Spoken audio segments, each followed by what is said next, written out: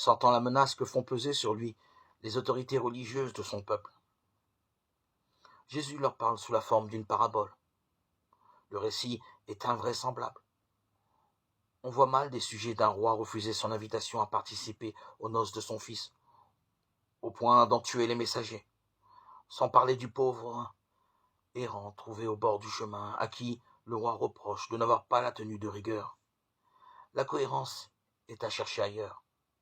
L'Évangile raconte sous une forme imagée les péripéties de l'histoire du salut, marquées par les refus, voire l'hostilité des autorités religieuses, à l'encontre des messagers de Dieu que furent d'abord les prophètes.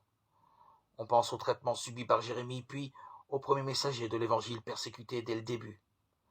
Les troupes envoyées par le roi figurent peut-être celles de Nabuchodonosor en 587 avant notre ère, ou celles de Titus en 70,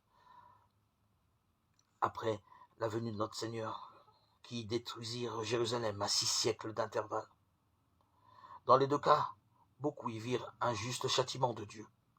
Les premiers invités furent remplacés par tous ceux, bons ou mauvais, que les serviteurs trouvèrent aux croisées des chemins. Ce qui figure sans doute l'expansion de l'Église au milieu des païens. Telle est la portée de la première parabole.